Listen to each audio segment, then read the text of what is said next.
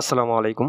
IT সেবার পক্ষ থেকে সবাইকে স্বাগতম জানাচ্ছি। আশা করি সকলেই ভালো আছেন। ডিয়ার ফ্রেন্ডস, আপনারা অনেক এনআইডি কার্ড করেননি বা ভোটার হননি।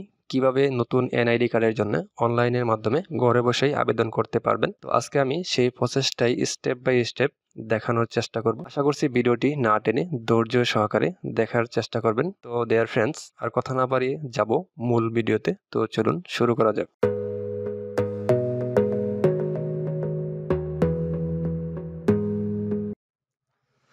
ডিয়ার ফ্রেন্ডস, প্রথমে আমাদের যে কাজটি করতে হবে, কম্পিউটার অথবা মোবাইলের যে কোনো একটি ব্রাউজার ওপেন করে নিতে হবে। তো আমি কম্পিউটারের ফায়ারফক্স ব্রাউজারটি ওপেন করে নিয়েছি। তো এখানে আমি সার্চ বারে লিখব সার্ভিস NID.gov.bd। তো এটিকে সার্চ করার সাথে সাথে আমাদের নির্বাচন কমিশনের যে ওয়েবসাইটটা আছে এনআইডি, সেই ওয়েবসাইটটা চলে আসবে। তো এখানে দেখতে পাচ্ছেন নতুন নিবন্ধনের জন্য আবেদন। তো আবেদন করুন, এখানে আমরা ক্লিক করে দেব। তো ক্লিক করার পর এখানে দেখতে পাচ্ছেন অ্যাকাউন্ট নিবন্ধন। তো এখানে দেখতে পাচ্ছেন পুরো নাম ইংরেজিতে। তো আমাদের এখানে টাইপ করে দিতে হবে ইংরেজিতে নাম, ফুল নেম। তো আমাদের এভাবে নামটি লিখে দিতে হবে বা টাইপ করে দিতে হবে। টাইপ করার পর এখানে জন্ম তারিখ, দিন, মাস এবং বছর এখানে লিখে দিতে হবে। তারপর নিচে দেখতে পাচ্ছেন একটি ক্যাপচা আছে। তো এখানে চাইলে আপনারা চেঞ্জ করতে পারেন এখানে ক্লিক করে। তারপর নিচে ক্যাপচা কোডটি এখানে লিখে দিতে হবে, টাইপ করে দিতে হবে। টাইপ করে দেওয়ার পর এখানে বহাল নামে একটি বাটন আছে, এখানে ক্লিক করতে হবে। তো আমরা বহালে ক্লিক করব। তাই বহালে ক্লিক করার সাথে সাথে দেখতে পাচ্ছেন অ্যাকাউন্ট নিবন্ধন। এখানে মোবাইল নাম্বার দেওয়া, এখানে আমাদের মোবাইল নাম্বার দিতে হবে, সচল মোবাইল নাম্বার। আবেদনকারী মোবাইল নাম্বারটি এখানে দিতে হবে। তো আমরা মোবাইল নাম্বারটি টাইপ করে দিচ্ছি।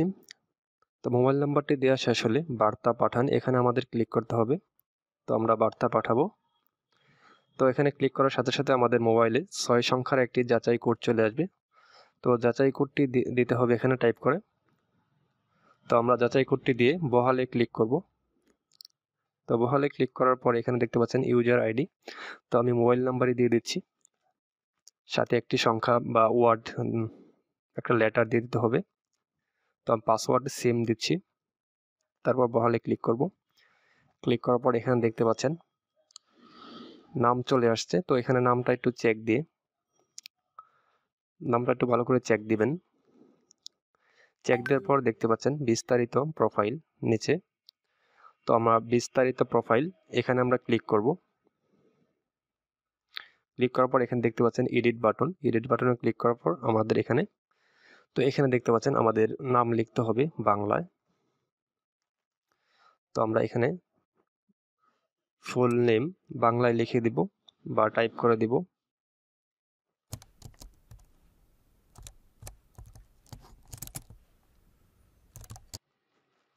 টাইপ করার পর এখানে লিঙ্গ চিনিয়ে দিতে হবে, নারী পুরুষ। তো আমি চিনিয়ে দিলাম। ব্লাড গ্রুপ, এখানে জন্ম নিবন্ধন নাম্বার। তো এখানে যে জন্ম নিবন্ধনের যে নাম্বারটা আছে 17 ডিজিটের, এখানে নাম্বারটি লিখে দিতে হবে। তারপর দেখতে পাচ্ছেন জন্মস্থান, আপনি কোন জেলায় জন্মগ্রহণ করেছেন সেই জেলার নামটি এখানে আছে। তো এখানে জন্মস্থানটি চিনিয়ে দিতে হবে।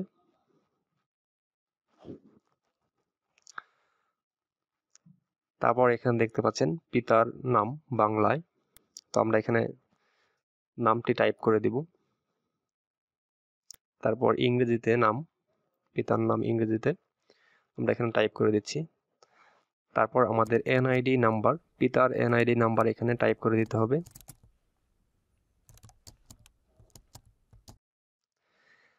তারপর মাতার নাম বাংলায়,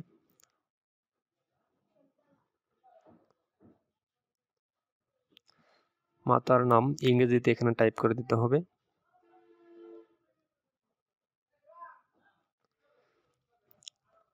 তারপর এনআইডি নাম্বারটি লিখে দিতে হবে মাতার। তো আমরা এনআইডি নাম্বারটি লিখে দিচ্ছি। তারপর নিচে দেখতে পাচ্ছেন বৈবাহিক অবস্থা, তো এখান থেকে যদি বৈবাহিক অবস্থা এখানে চিনিয়ে দিবেন, যদি বিবাহিত হয় বিবাহিত, আর যদি অবিবাহিত হয় অবিবাহিত দিবেন। তো এখান থেকে আমি বিবাহিত দিয়ে দিচ্ছি। বিবাহিত দিলে এখানে স্ত্রীর নাম দিতে হবে। স্ত্রীর নাম আইডি কার্ডে যেভাবে আছে ঠিক সেভাবেই দিবেন।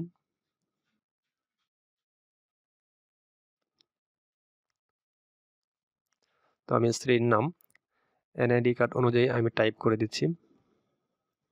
তো আপাতত আমাদের এখানে কাজ শেষ। তারপর ভালো করে একটি চেক দিয়ে দেখে নেবেন। তারপর আমরা পরবর্তীতে ক্লিক করব ভালো করে চেক দিয়ে। তো আমরা পরবর্তীতে আসার পর দেখতে পাচ্ছেন অন্য তথ্য। তো এখানে শিক্ষাগত যোগ্যতা, আপনার যে যোগ্যতা আছে সেখানে দিয়ে দিবেন। তো আমি এখানে আপাতত 3য় শ্রেণী রাখছি। তো এরপর এখানে দেখতে পাচ্ছেন পেশা, বর্তমান যে পেশায় আপনি আছেন এখান থেকে আপনি সেই পেশাটি সিলেক্ট করে দিবেন।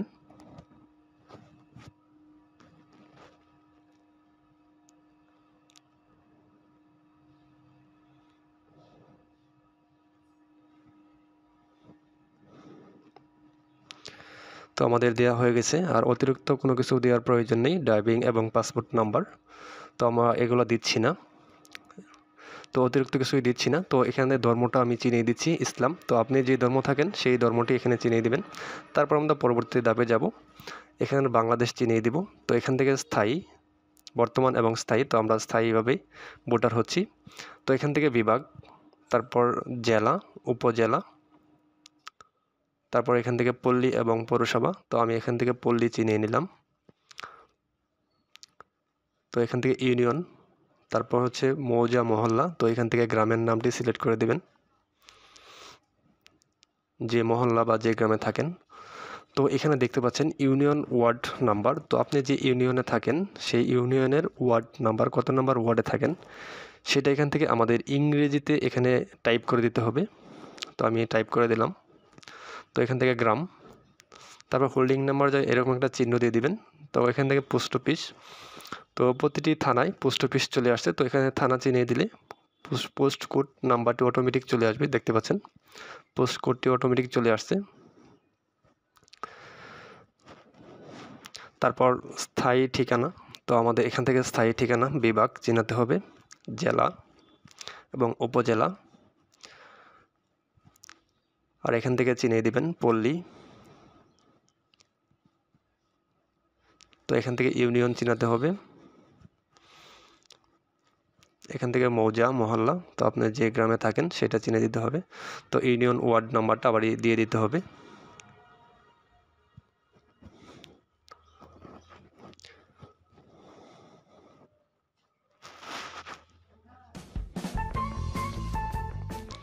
তারপর এখান থেকে গ্রামটা চিনিয়ে দিবেন। তারপর হচ্ছে এখানে একটা চিহ্ন দিয়ে দিবেন হোল্ডিং নাম্বারের জায়গায়।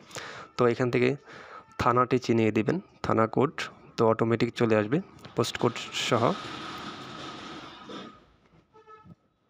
তারপর ভোটার এরিয়া, তো আপনার গ্রামের নামটি এখানে দিয়ে দিবেন, আপনি যে এরিয়াতে ভোটার হচ্ছেন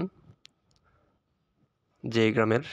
তো এখান থেকে সব কিছু আমি স্থায়ী এবং বর্তমান এবং স্থায়ী ঠিকানা চিনিয়ে দিয়েছি। সব ঠিকঠাক থাকলে আমরা পরবর্তী ধাপে আমরা ক্লিক করব, ভালো করে চেক দিয়ে নেবেন। তো আমি ভালো করে চেক দিয়ে নিয়েছি। তো আমরা পরবর্তী ধাপে ক্লিক করলাম, ক্লিক করার পর এখান থেকে আবারই পরবর্তী ধাপে আমরা চলে যাব।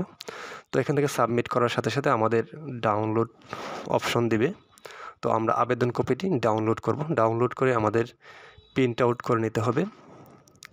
তো কি কি কাগজপত্র নিতে হবে, তো এই আমাদের ডিসপ্লে দেখতে পাচ্ছেন এই কাগজপত্রগুলো আপনার এই আবেদন কপি সহ সকল কাগজপত্র ডকুমেন্ট নির্বাচন অফিসে, উপজেলা নির্বাচন অফিসে জমা দিয়ে দিতে হবে। তো আশা করছি ভিডিওটি ভালো লাগছে, ভালো লাগলে অবশ্যই লাইক দিবেন, লাইক দিয়ে কমেন্টে আপনার মূল্যবান মতামত জানিয়ে দিবেন।